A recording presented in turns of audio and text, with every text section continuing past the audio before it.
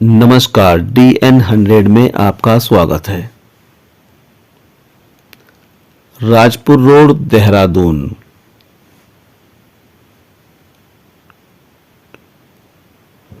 Morrison memorial church. Christmas के त्योहार पर बड़ी धूमधाम से चर्च सजाए गए।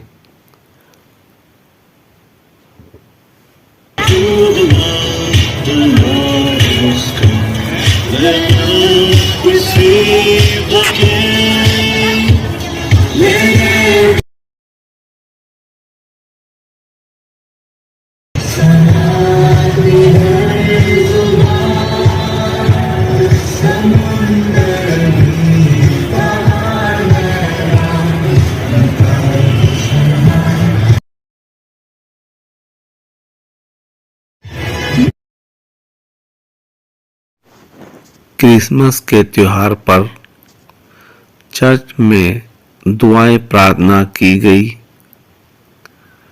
दुआ प्रार्थनाओं के पूरा होने पर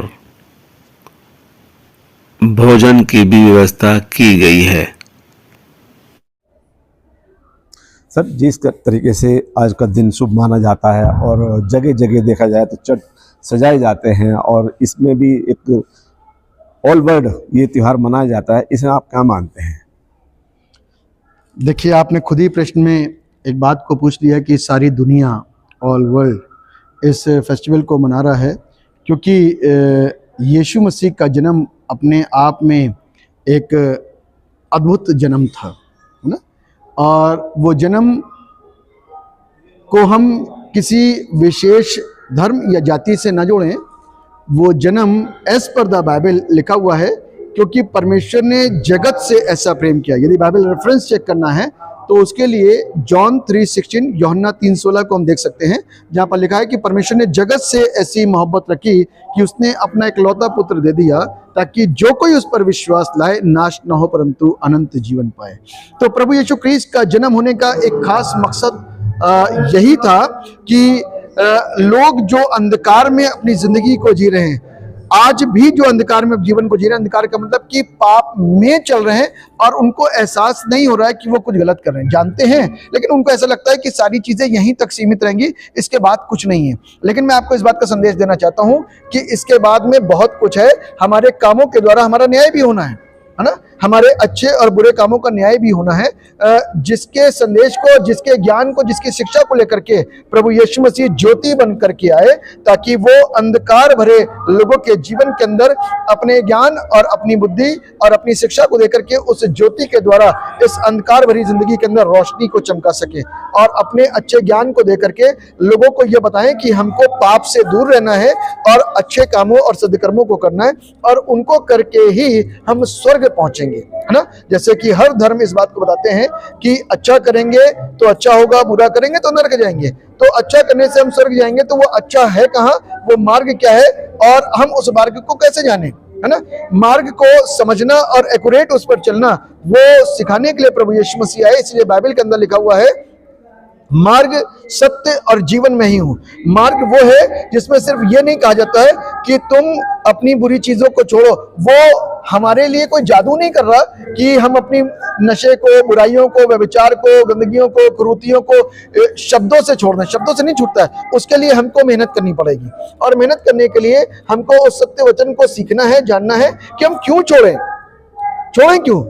जब हमको इसका आभास होगा कि हमारे लिए, हमारे जीवन के पश्चात में एक जीवन है जिसको हम और आप अनंत जीवन जानते हैं, और वो अनंत जीवन हमको और आपको स्वर्ग में प्राप्त होगा। उसको प्राप्त करने के लिए प्रभु यीशु मसीह, उसको दिलाने के लिए प्रभु यीशु मसीह इस धरती पर आए, उनका जन्म हुआ और वो अपने प्रेम को हर देशवासियों के साथ में, दुनिया के लोगों के साथ में, शहरवासियों के साथ में बांटना चाहता है। और मेरी शुभकामनाएं इस क्रिस्ट के जन्म के उपलक्ष्य में हर देशवासियों को, शहरवासियों को है कि हमारे शहरवासियों को परमेश्वर के जन्म का वो शुभ संदेश प्राप्त हो, और उस प्रेम के अंदर है कि अपने देश, अपने शहर, अपने लोग, अपने परिवार में अमन, चैन, शांति कायम रखो, एक दूसरे से मिलो। जिंदगी का कोई भरोसा नहीं, कब किसकी जिंदगी कब समाप्त हो जाएगी।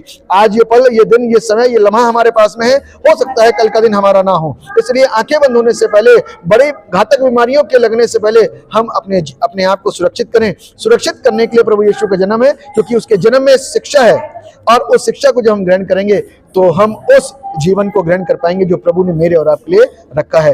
यीशु का जन्म हमको सिर्फ यहीं तक ही सीमित नहीं करता। यीशु का जन्म एक खास मकसद के लिए हुआ, और वो ये था कि मुझको और आपको पाप से आजाद करे, क्योंकि मैं और आप पापों में लिप्त थे। बाइबल हमको बताती है, रोमियो 3:23 के अंदर लिखा है, सबने पाप किया, परमेश्वर की महिमा से रहित हैं।